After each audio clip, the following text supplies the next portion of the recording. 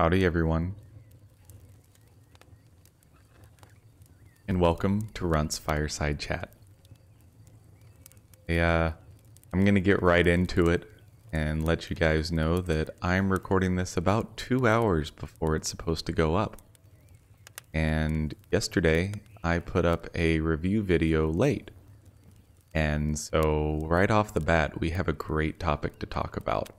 And it's following your schedule and not setting bad habits for yourself. Both are something that I tend to be pretty bad at sometimes. It's easy for me to fall into lazy patterns, undisciplined patterns, and they're kind of self-perpetuating because then you beat yourself up for doing things wrong. And once you start beating yourself up, then you feel depressed and demotivated, which makes you less disciplined, increases the likelihood that the bad habit is going to continue, and makes it harder to stop. This happens a lot with things like dietary restrictions. You may end up in a situation where it's like, hey, I want to lose some weight.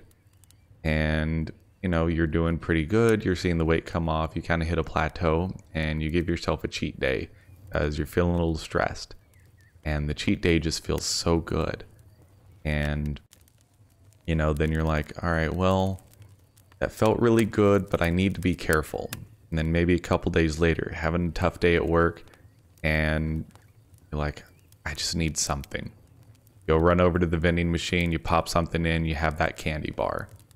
And that cycle continues. You beat yourself up for, I shouldn't have gotten that candy bar. It tasted so good while you were eating it, but then you beat yourself up for it. And beating yourself up for it makes you feel worse about yourself and more likely to reach for that candy bar in the future because it momentarily quells those depressive emotions. And I think that that is very applicable to procrastination, which is essentially what it is. And I didn't do this on purpose, but this is actually a mug that I'm drinking from right now. And it is inverted in the camera, but it says, I put the pro in procrastinate. It was given to me by an ex of mine, mostly as a ha-ha funny, but I think there might have been a tad bit of seriousness to it. And unfortunately, it's very true. I am a professional procrastinator. But I think part of it is I've been getting used to this new schedule where I add in some stream time on Saturdays and Sundays, which Saturdays and Sundays have been my big recording times in the past. And slowly over the past few weeks, even before that schedule started, I can't blame it fully on that. This has been an issue with me. I'm not getting up as early on Saturdays and Sundays. I'm switching out of recording mode sooner in the day to relax and play games and stuff like that. And I'm saying, I've got time on Monday and Tuesday evenings. Well, Monday and Tuesday evenings were supposed to be for my side business that now is running low on money. My side business is what's currently paying the utilities for where we're living right now. So a lot of different trains of thought and tangents kind of just spun off there. But essentially, what I'm trying to get at is I want to be better for me. I want to be better for you guys. I never, ever, ever want to deliver another video late. There was no excuse to deliver the review video late. I had time Monday evening. I had time Saturday evening. I had time Sunday evening. And I didn't do it because I procrastinate. And what I could do is I could sit here talking to you guys and tell you why that makes me a bad content creator, why that makes me a bad person, why, I'm beating myself up for the procrastination. Or you can flip it on its head. And this is something that I've tried to get better at over the past 5 years or so. Is you take this bad thing that you did and you say, okay, I can either beat myself up for it, or I can say, hey, this is a great learning opportunity. This is a mistake that I made, and essentially analyze what led you up to that mistake. Why did you lead yourself to that negative place? And then how do you prevent it from happening again in the future?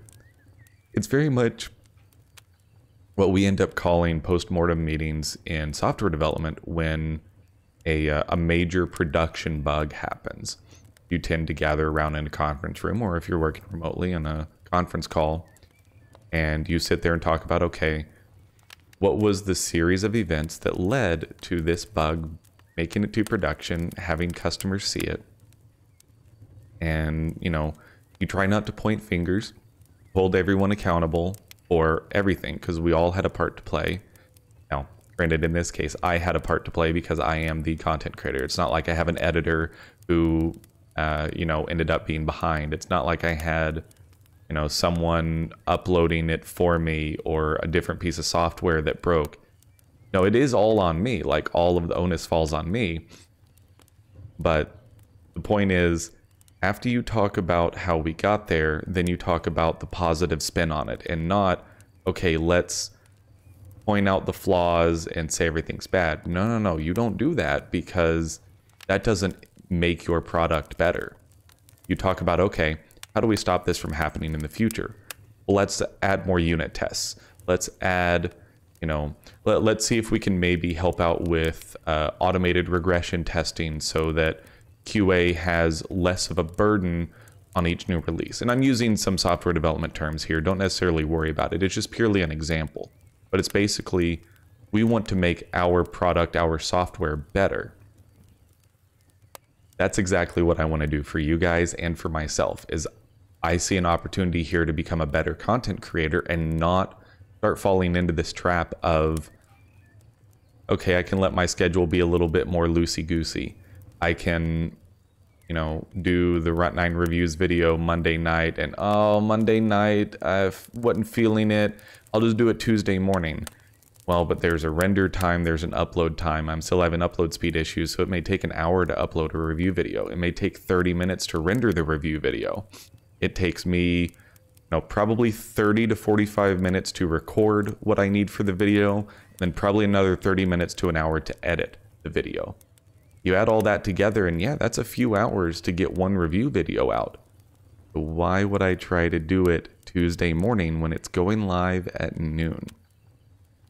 Now, granted, it was only late by an hour and a half, but go ahead, show up to your job where you don't have flexible hours. Show up to your 8 to 5 job an hour and a half late, and see how your boss likes it.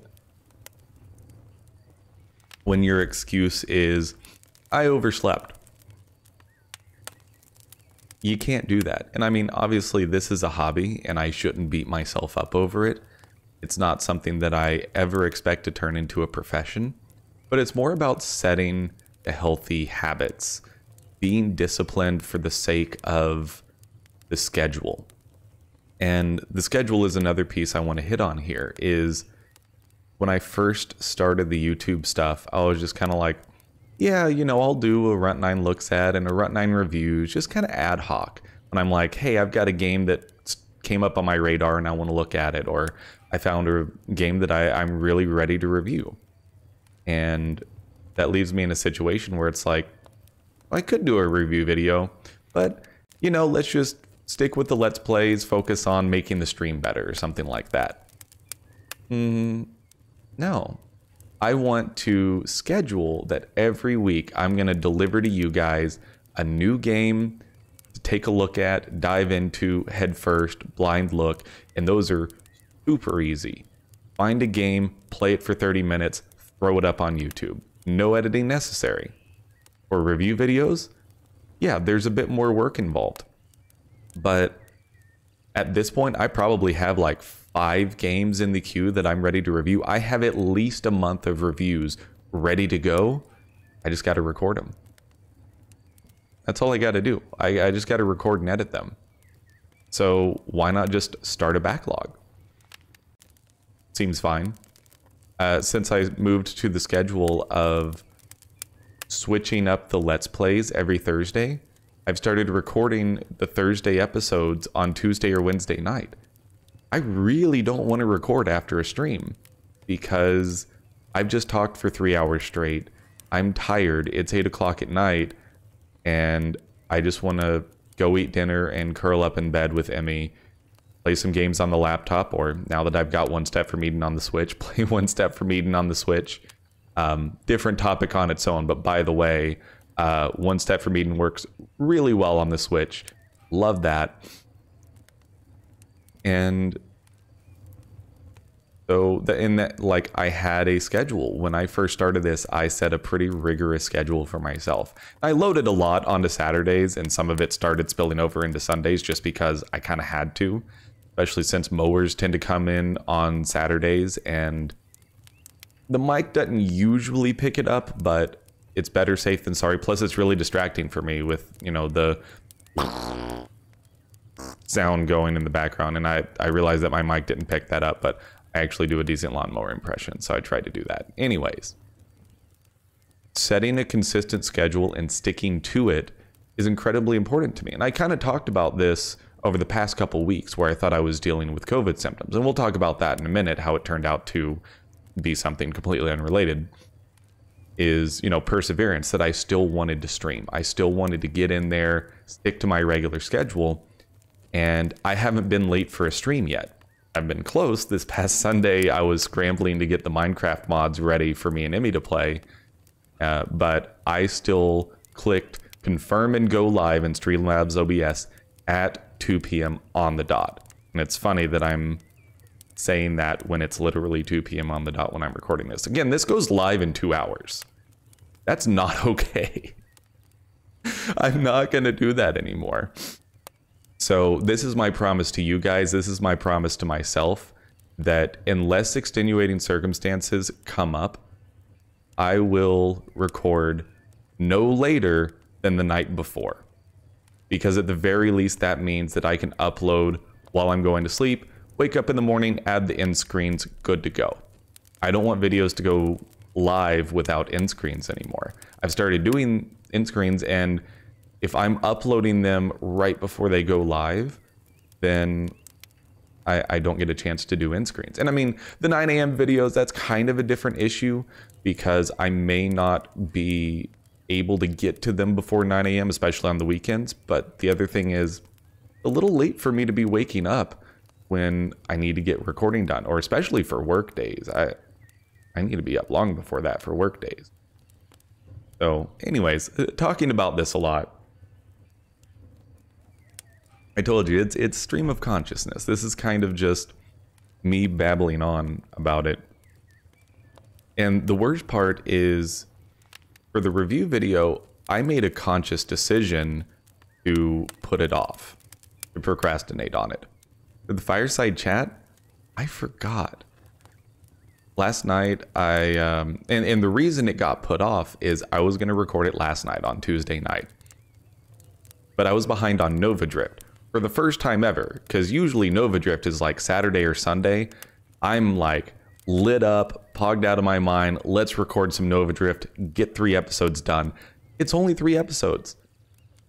At most, even with a few failed runs, it should take me 2 hours. That's 2 hours out of, figure 12 to 14 hours per Saturday or Sunday of total time that I could potentially spend recording. Not that I would do it straight, but figure somewhere between, you know, 25 to 30 hours on Saturday and Sunday that I need 2 hours to record Nova Drift realistically and create the thumbnails and start them uploading, get the metadata and all that. Maybe 3 hours. I was recording it last night, and you know, there's some other stuff going on, and I could finally go grocery shopping again, and that took a long time. And then, you know, there was dinner that came in. And I had 3 failed Nova Drift runs, and that took about 45 minutes to fail those 3 runs. And that, you know, by the time 8 o'clock rolled around, then food delivery was here. And don't ask me why we had food delivered when I went and spent a bunch of money on groceries. Don't talk to me. It happened.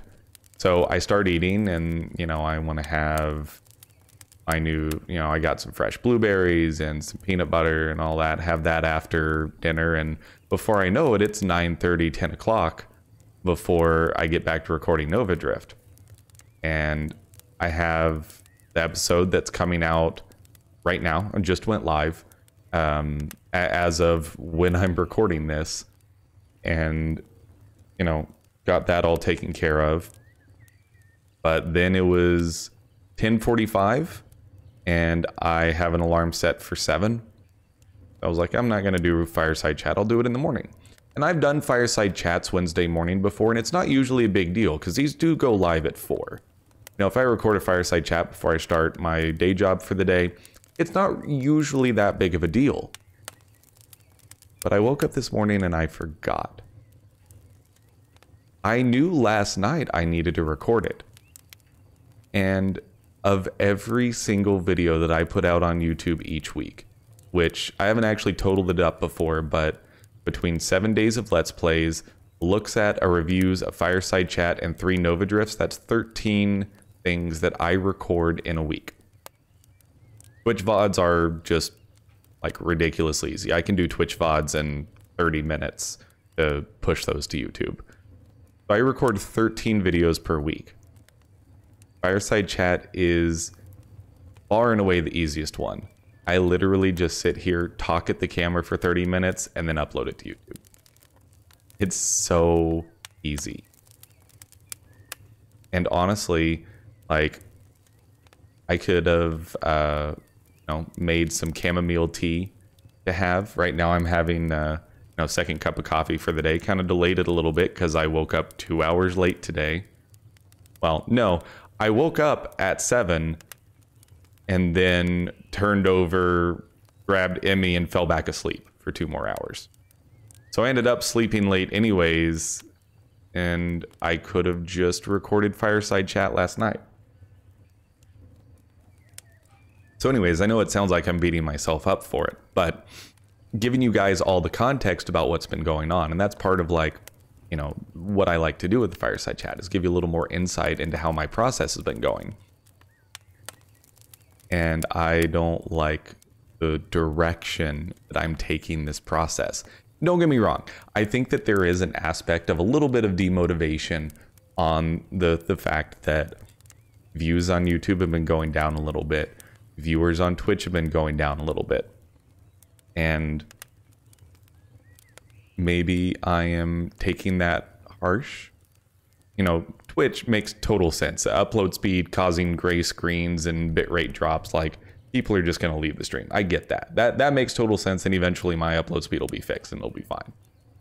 YouTube one doesn't make as much sense, but I think that's just, finding the right content to put out there. And honestly, it's not like they've really been going down because the Gordian Quest and Good Company series just absolutely crushed it. Monster Train just hasn't been as popular this past week. But Good Company has one of my highest viewed videos of all time in the first episode, as does Gordian Quest. So I have a lot of things that I could make excuses for. And again, this is just a really random, tangential stream of consciousness kind of thing. And I'm going to say that a million times over. Dialing back to the point of scheduling, discipline, learning from your mistakes. I've talked about learning from your mistakes on Fireside Chats before. I'm taking this as an opportunity to get back to the way it was when I first started this. That I want to record 7 days worth of content over the weekend. And, Fireside Chat notwithstanding, because I do like recording Fireside Chats on Tuesday nights because that's right before my streaming week starts. I have an entire week of context, including Check the Wire, which now they're doing live Check the Wire. Looks like it comes out a little bit different now. I still watched it on Tuesday morning this week because it's kind of a routine I've gotten into. I like commenting on that sometimes in Fireside Chats because they give me ideas of things to talk about. But the other 12 videos, record them over the weekend. That's what I want to do.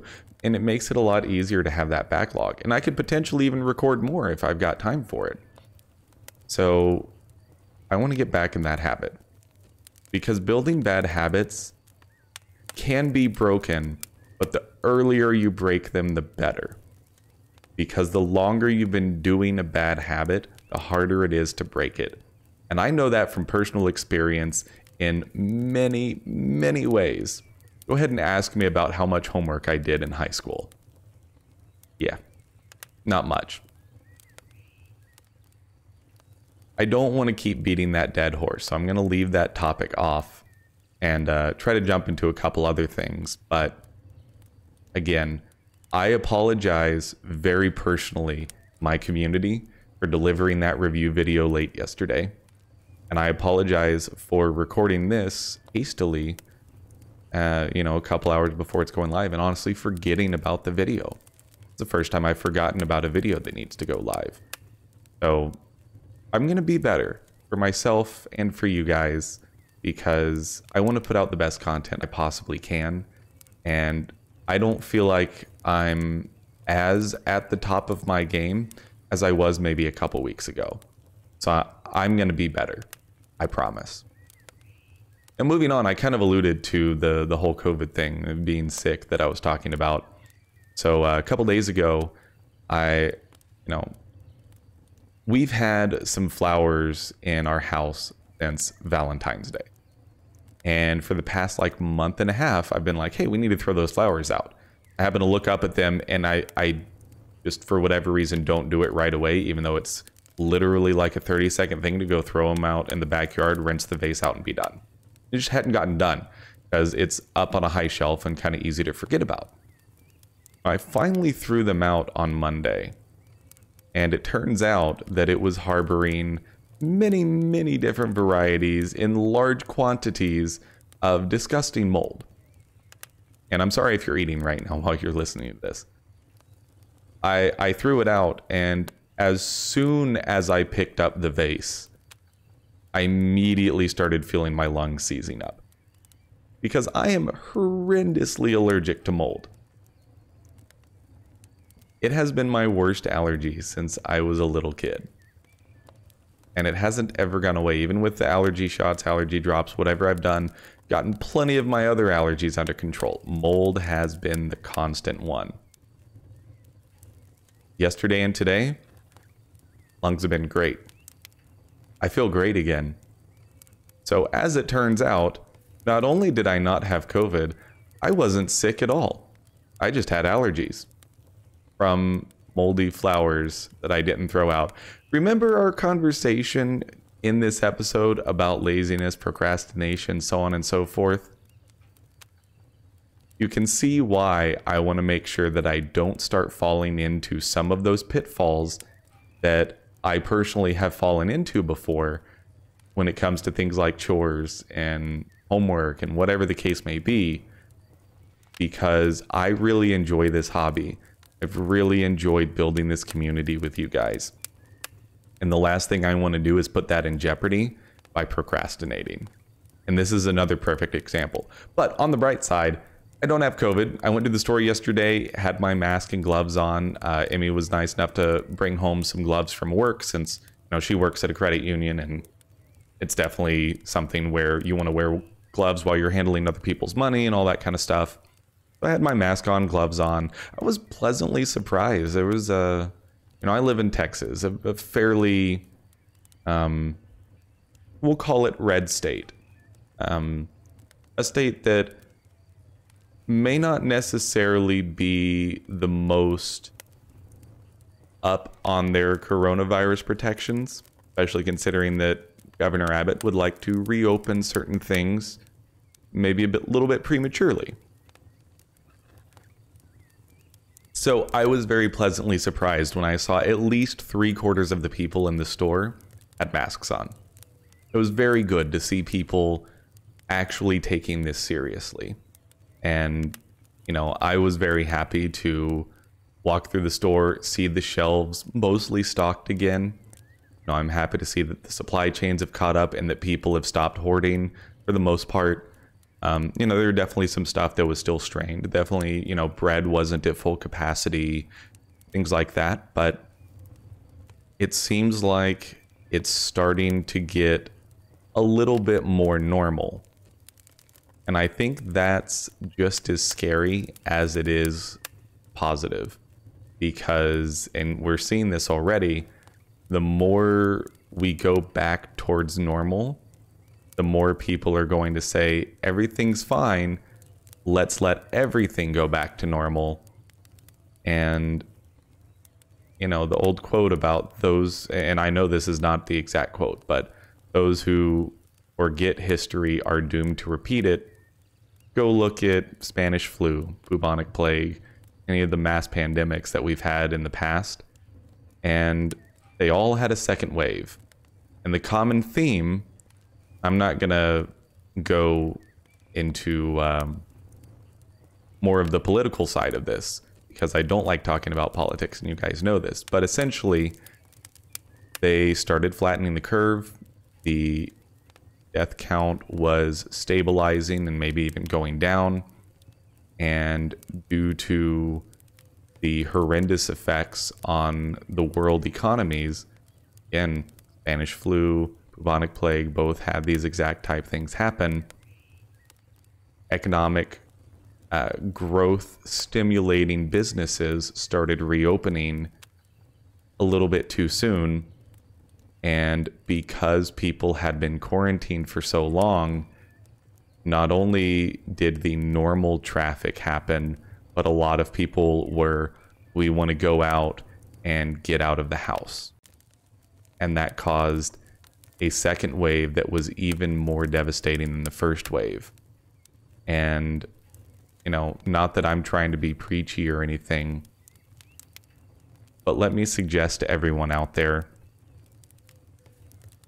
just because things are maybe at their peak or, you know, slowly recovering from the peak, we're not out of the woods yet, and just continue to stay safe.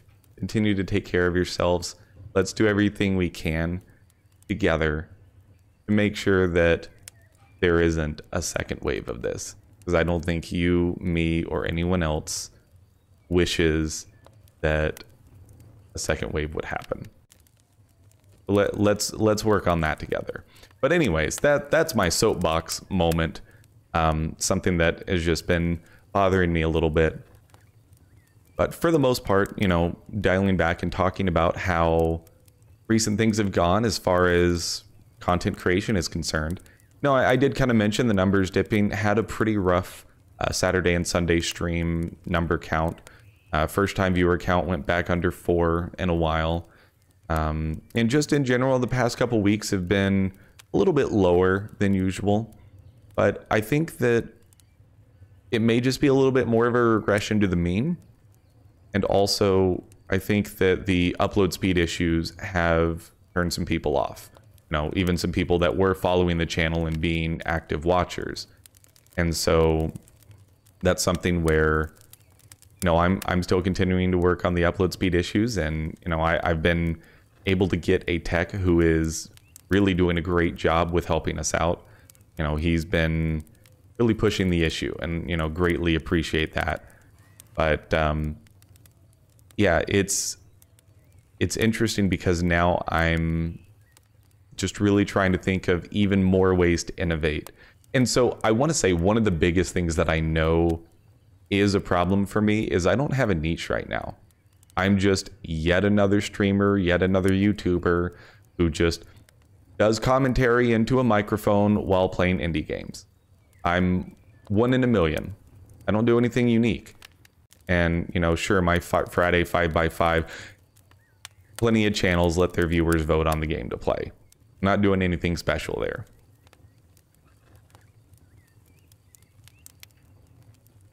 The reason why I haven't sought out a niche yet is I don't want to be gimmicky. I don't want to be cringy. I don't want to do anything that's just something that, I don't know, that's not me.